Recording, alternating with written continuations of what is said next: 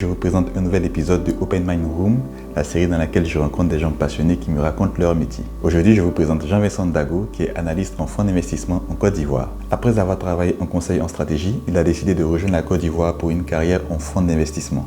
Dans cet entretien, il revient sur les challenges de son métier, comment est-ce qu'il a réussi à s'adapter à sa nouvelle vie en Côte d'Ivoire et tous les avantages qui en découlent. Que vous soyez intéressé ou non par les fonds d'investissement, cet entretien devrait vous plaire. Merci beaucoup Jean-Vincent de t'être rendu disponible pour cet entretien. Alors comment tu vas? Je vais très bien, merci de me donner l'opportunité de partager tout ça, tout ce qu'on va partager ensemble avec toi. Et puis ouais, tout va bien, on est content d'être là. Ok, nickel. Alors pour commencer, j'aimerais bien te demander si tu peux te présenter brièvement. Très brièvement, donc Jean-Vincent Dago, donc, je suis ivoirien, j'ai grandi en Côte d'Ivoire. J'ai eu mon bac et où j'ai fait un premier master en comptabilité et finance. Après ça, j'ai rejoint Paris, où j'étais à l'ESCP, j'ai fait le master grande école. Et ensuite, mes expériences clés sont au nombre de trois. Donc la première chez CFAO. Tu as fait? En tant qu'apprenti. La première chez CFAO. D'accord. CFAO en tant qu'apprenti. Ensuite, j'ai rejoint Roland Berger en tant que consultant. J'ai passé 3 ans. Et depuis 2 ans et demi maintenant, je travaille chez Améthyst à Abidjan. D'accord. Ok. Et Voilà. ah ouais, très bien, très bien. Et Améthyst, ils font quoi concrètement? Alors, Améthyst, c'est un fonds d'investissement qui a 10 ans. Donc, un fonds d'investissement, c'est un véhicule qui lève de l'argent auprès d'investisseurs, soit d'individus fortunés ou d'institutions financières, et qui investissent cet argent auprès de PME ou grandes entreprises, avec pour objectif d'avoir de l'impact dans les pays, dans les environnements où ils investissent, mais aussi de générer des retours financiers pour les investisseurs. D'accord. Donc, Améthyst a 10 ans maintenant. C'est un fonds qui est spécialisé sur l'Afrique et qui a été fondé par deux anciennes Proparco, l'ancienne DG et DGA de Proparco, Ok. et qui a aujourd'hui 5 bureaux.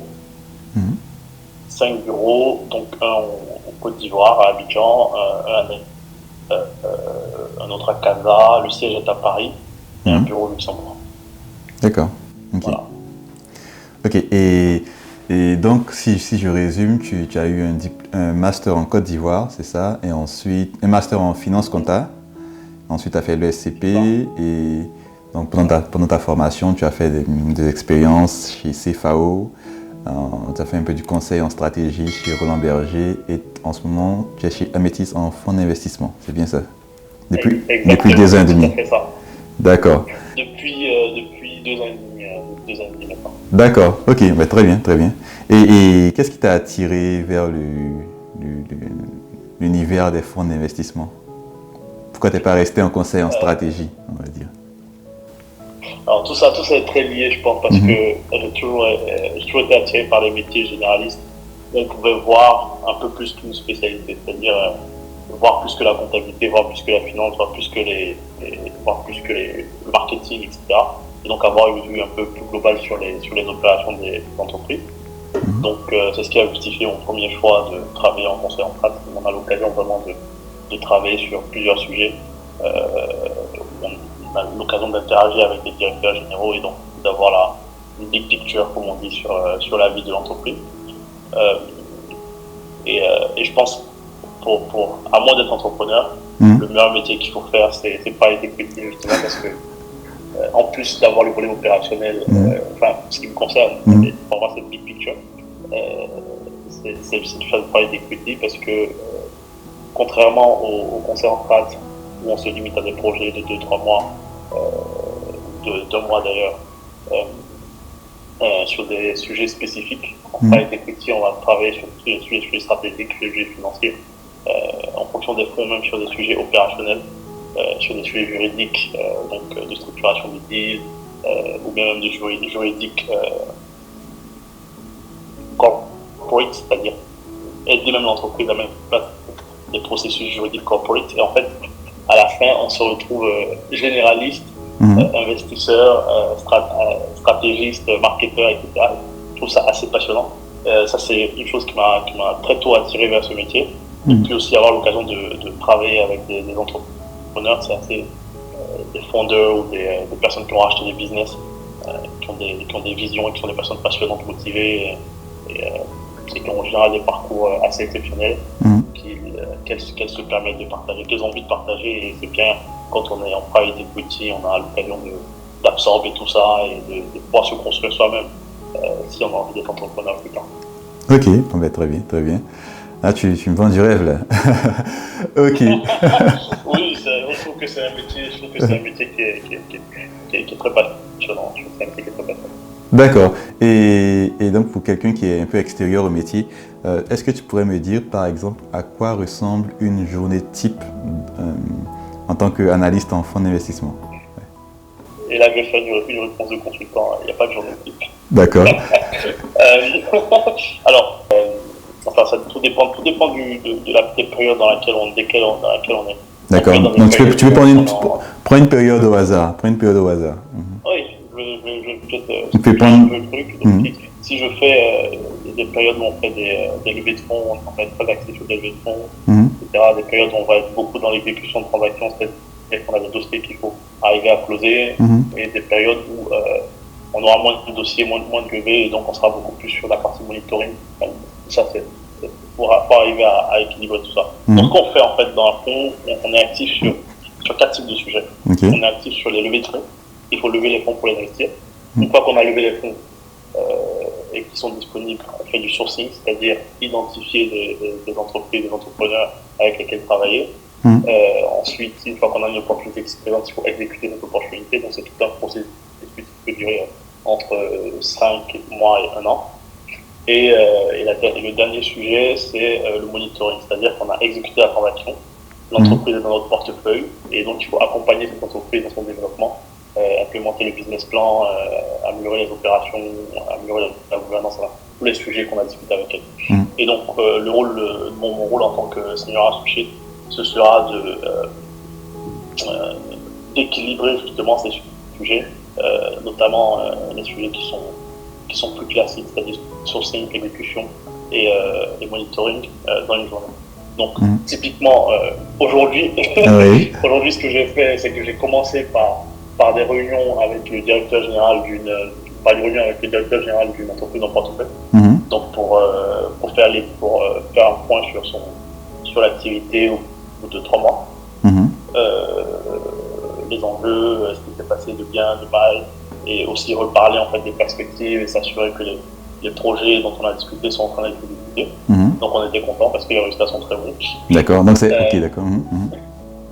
Donc voilà, donc ça c'est du monitoring.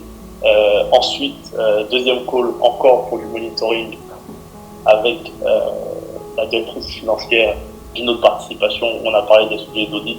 Où en sont les audits, quels sont les sujets d'audit à traiter, dont un en particulier sur lesquels je dois intervenir parce que j'étais vraiment au creux au moulin dessus, donc il faut que je prenne contact avec le CAC.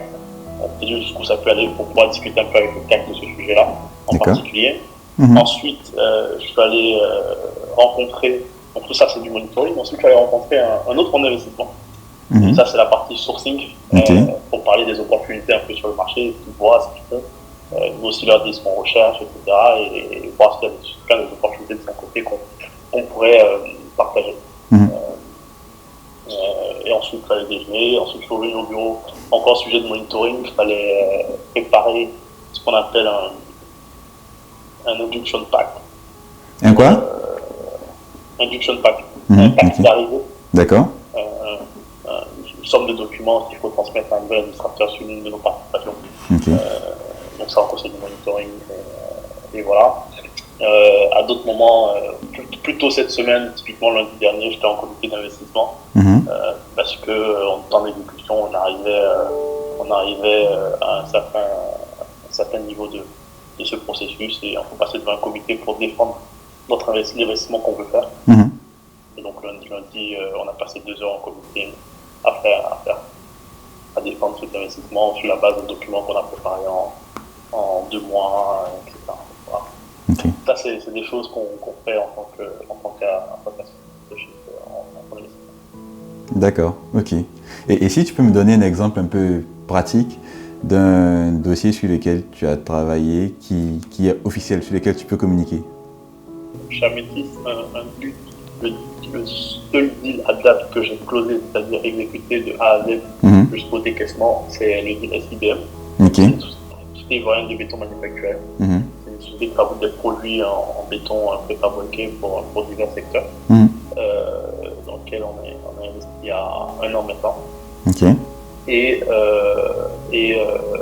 en fait, on est sorti d'une entreprise que je gérais qui s'appelle Petro-Ivoire, qui est une entreprise qui distribue du carburant et du gaz en Côte d'Ivoire. C'est le premier distributeur de gaz en Côte d'Ivoire et l'un des trois premiers distributeurs de carburant. Donc, c'est une entreprise qui appartient à une famille qui s'appelle la famille Morocco et qu'on a accompagné pendant longtemps. D'accord. En général, sur un dossier d'investissement, par exemple, quels sont les principaux risques lorsque tu es en train de faire le sourcing? Quels sont les principaux, on va dire, red flags qui font que vous décidez de ne plus investir dans une entreprise? Ou quels sont, à contrario, les principaux éléments intéressants ça va dépendre du stade auquel on est. C'est-à-dire que là, tu as parlé de sourcing et tu as dit lorsqu'on est sur un dossier. C'est-à-dire que, en fait, dans notre façon de travailler, en tout cas chez Amétis, je ne suis pas sûr que ce soit la même chose chez tous les fonds, c'est qu'on va très vite éliminer des dossiers. Typiquement, on rencontre le fondateur, on se rend compte qu'il n'y a pas de feeling, il n'y a pas de catch-up, il n'y a pas d'entente, il n'y a pas de chemin de sortie, à la vente commun, il n'y a pas d'intérêt commun. On va se rendre compte que dès que son éthique, par exemple, est légère, ou alors qu'il est positionné sur un secteur qui ne nous intéresse pas, ou alors que 80% de son chiffre d'affaires est réalisé avec l'État, ce genre de sujet, on ne va pas se positionner. Et donc ça peut être assez rapide en fait, on va éliminer le dossier assez rapidement. Après, il peut arriver qu'il y ait un alignement et tout ce que j'ai cité soit en ligne avec ce qu'Amétis recherche. Et puis on va se rendre compte que voilà, il y a des sujets plus techniques, par exemple des sujets de financement de BFR, des sujets plus techniques d'usage du caching, des sujets plus techniques de ESG, donc sujets environnementaux, sociétaux et de gouvernance, qui vont faire qu'on va pas investir. Ou alors on va se rendre compte que voilà, le marché sur lequel ce entrepreneur est positionné est un marché qui est en fait en décroissance, ou en tout cas n'est pas en croissance, et donc il ne va pas nous permettre de réaliser une performance intéressante. Donc tout ça, c'est des sujets où une fois qu'on a validé, on est intéressé par un dossier donc, qui a une bonne entente avec le promoteur, la taille du dossier intéressante, etc. On va maintenant se pencher sur des questions qui sont plus j'ai envie de dire techniques, plus en profondeur en fait dans la subtilité du dossier. Et là, voilà. Ou alors il peut arriver par exemple que ce soit des questions de change. Par exemple aujourd'hui investir au Ghana c'est compliqué. Des questions de change. Il y a d'autres fonds qui investissent au Ghana, qui investissent très bien au Ghana. Mais chez Amétis, on regarde un peu le Ghana en faisant attention. Voilà. D'accord. Et du coup, c'est quand Amétis investit, ils investissent sur une durée de combien d'années? Ou ça dépend de l'entreprise? Oui, ça va dépendre. Ça va dépendre de ce qu'on aime dire, c'est qu'on est là en moyenne pour 5 ans. 5 ans, d'accord. En moyenne, c'est ce qu'on dit. La réalité, c'est que si ça se passe très très bien et que au bout de 2 ans, l'entrepreneur et nous, on est aligné pour sortir, on va vendre. D'accord.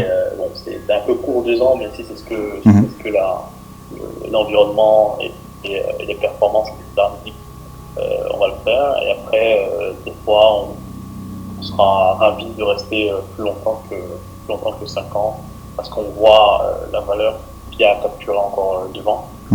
Et on va rester. Mais sinon, on aime dire en moyenne 5 ans. Bon, c'est de l'argent qui est patient, mais pas trop, quoi. Ok, nickel. Est-ce que tu aurais eu une anecdote à nous partager sur- pendant tes 2 ans et demi, quelque chose qui s'est passé qui t'a beaucoup marqué et que tu retiendras toujours? Quelque chose qui s'est passé qui m'a beaucoup marqué. Oui. Il se passe des choses qui me marquent. Choisis une. Je vois souvent des choses. Non, non, mais je veux dire, c'est. Mhm. Alors moi, je prends beaucoup de plaisir à faire mon travail et ce qui me marque particulièrement, c'est de voir des changements qui arrivent, de voir des grosses machines qui sont livrées sur un site et qui transforment en fait les façons de produire, de voir que certains ouvriers qui avant qu'on investisse étaient par exemple au SMIC et aujourd'hui ont plus que le SMIC, plus de l'assurance maladie et qui sont plus épanouis. Donc oui, donc j'ai envie de dire, est-ce qu'il y a, ou alors d'avoir de la reconnaissance de mes collègues, de mes pairs pour le travail que je fournis, de félicitations. Tout ça, c'est des choses qui font plaisir et qui marquent. Après, il y a des choses intéressantes Ouais. qui se passent avec des sponsors ou des sponsors potentiels qui sortent souvent des phrases assez drôles, assez surprenantes. Mais bon, ça c'est le folklore et je pense pas que ce soit forcément le lieu d'en parler. Oui. Mhm. Mais oui, c'est pas. Je pense que comme dans tout métier, il se passe des choses très intéressantes. Et voilà, moi je suis marqué par les choses du quotidien. D'accord, mais nickel. Ah, ok, très bien. Et j'ai une question un peu plus personnelle. Euh, tu avais l'occasion de continuer forcément ta carrière en France. Pourquoi est-ce que tu as décidé de retourner en Côte d'Ivoire? Et puis qu'est-ce que tu penses de ce retour? Voilà. Est-ce que tu es plutôt satisfait? Tu te dis que peut-être que tu aurais mieux fait de rester en Côte d'Ivoire, en France par exemple. Enfin, je veux avoir ton retour sur ça. Oui, non, mais c'est une très bonne question. Alors, donc, il y a deux questions. Pourquoi est-ce que je suis satisfait? Donc, Ouais. pourquoi il y a plusieurs raisons. Donc, déjà, pourquoi il y avait déjà une volonté avant d'aller en France de rentrer en Côte d'Ivoire. Mhm.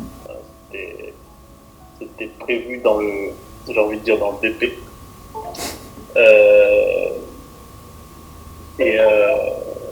et donc, aujourd'hui, et l'opportunité s'est présentée à un moment, je pense, très opportun. C'était au moment de la sortie de Covid. Mhm. Donc on avait passé du temps dans le Covid. C'était une période de beaucoup de réflexion, de remise en question, d'impact de ce qu'on fait, etc. Et donc l'opportunité chez Ahmed, c'est bien, elle arrive au bon moment. Donc, on va faire le travail de pratique. Déjà, pour le métier en soi. Le faire en Afrique, c'était une question que je m'étais posée, à laquelle la seule réponse que j'avais, c'était que si je devais le faire en Afrique, c'était chez Amétis. Et c'est Amétis qui m'a contacté, donc c'est très bien. Mhm. Et puis vraiment une envie d'avoir de l'impact là où on a grandi, et puis d'être entouré de ses proches. Donc voilà, je pense que c'est une conjonction d'événements. Au bon moment qui m'a poussé à rentrer. Sachant que moi, une fois que j'étais diplômé de l'école, la vraie question que je me posais, c'était il y avait deux choses. Le premier sujet, c'était un sujet sanitaire. Mhm. La qualité des soins en Côte d'Ivoire. C'était vraiment un de mes principaux sujets parce que je pense ayant grandi en Côte d'Ivoire, on a tous vu des drames sanitaires arriver ici et c'est vraiment un sujet qui, moi, me tenait à cœur. C'était une vraie question pour moi. Et le deuxième sujet, c'était les niveaux de salaire. Mhm. Est-ce que les niveaux de salaire permettraient de vivre confortablement? Et puis, un dernier sujet, c'était la carrière. C'est-à-dire que, une fois qu'on est rentré, Ouais. comment la carrière se poursuit par la suite? Est-ce qu'on a la possibilité de repartir en France ou ailleurs dans le monde, Mhm. etc. Et c'est des questions auxquelles j'ai trouvé réponse, notamment avec le private equity et Amétis en particulier. Mhm. Donc voilà. Je pense que la conjonction de différents éléments plus de réponse à mes questions m'ont poussé en fait. Est-ce que je suis content? Oui, je suis très content d'être rentré. je n'arrête pas depuis 2 ans et demi d'être chassé par des entreprises en Europe. J'ai eu des offres j'ai eu des propositions de des entreprises dans lesquelles je rêvais de travailler avec quelques amis, pour lesquelles j'ai dit non, parce que c'était ailleurs qu'en Côte d'Ivoire. Et, donc je suis très content. Alors je suis content pourquoi? Je suis content parce que effectivement je retrouve l'impact. Je pense que pour beaucoup d'expatriés, rentrer en Côte d'Ivoire, c'est un accélérateur de carrière. Aujourd'hui, enfin, j'avais déjà cette habitude de discuter avec des comités de direction à Paris, etc. Aujourd'hui, voilà, directeurs généraux, etc. sur des sujets à très forte valeur ajoutée pour eux. On a un vrai impact sur la vie des gens. Donc, comme je le disais, voilà, une assurance maladie qui pour toi et moi est une chose basique que certains n'ont pas, et en fait ça transforme leur vie en compte. De meilleures conditions de travail, donc pour ces gens-là. Donc on voit vraiment en fait l'impact qu'on a, qui est direct, qui est plus direct en fait que lorsque je travaille avec la direction générale d'AXA et que je fais un business plan, le plan stratégique, un business plan, etc. Qui va prendre plus de temps à être mis en place, si jamais il est mis en place. Ici, je vois directement l'impact de ce que je fais. Et je pense que c'est quelque chose qui attire beaucoup. Et à côté de ça, bon, il y a la famille, il y a des amis, il y a un environnement qu'on connaît pas forcément beaucoup mieux, mais dans lequel on est plus à l'aise. Parce qu'on comprend beaucoup plus facilement les codes. C'est des codes dans lesquels on a grandi, ou en tout cas lesquels on n'est pas très loin. Pour avoir été à Paris dans le 8e dans le 8e arrondissement, travailler sur des sujets, comme on dit, à très forte valeur ajoutée avec des personnes de certains niveaux. J'ai pu apprendre des codes, mais je sais que c'est pas des choses qui sont acquises. Et donc, si on les a pas, parce qu'on n'a pas grandi dans l'environnement, il faut apprendre. Il faut apprendre ces codes-là. Et apprendre ça a un coût, c'est un bénéfice, mais ça a un coût aussi. Et le coût, il est moins important quand on est en Côte d'Ivoire, enfin, quand on est chez soi, je pense, dans l'absolu. Voilà. Ok. En tout cas, merci beaucoup. On va finir l'entretien sur une petite séance de conseils. Pour, par exemple, des jeunes diplômés qui seraient intéressés par une carrière en private equity, par exemple, quels sont les conseils que tu pourrais leur donner? Alors, bon, déjà les private equity de manière générale, mais ensuite les private equity en Afrique. Ouais, c'est ça, exactement, c'est ce que j'allais dire. Parce que private equity, en général, ne recrute pas en sortie d'école. Il faut avoir un petit parcours de 2 à 4 ans avant de rejoindre un fonds d'investissement. Donc, ça dépend des fonds d'investissement. Donc, en fait, ce qu'il faut faire, c'est vraiment réfléchir à ce parcours avant de rejoindre un fonds d'investissement.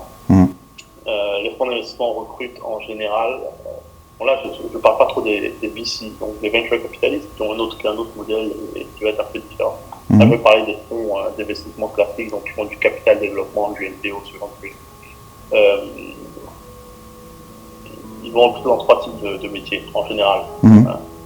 Ils vont recruter des gens qui ont fait des fusions acquisitions, donc du M&A.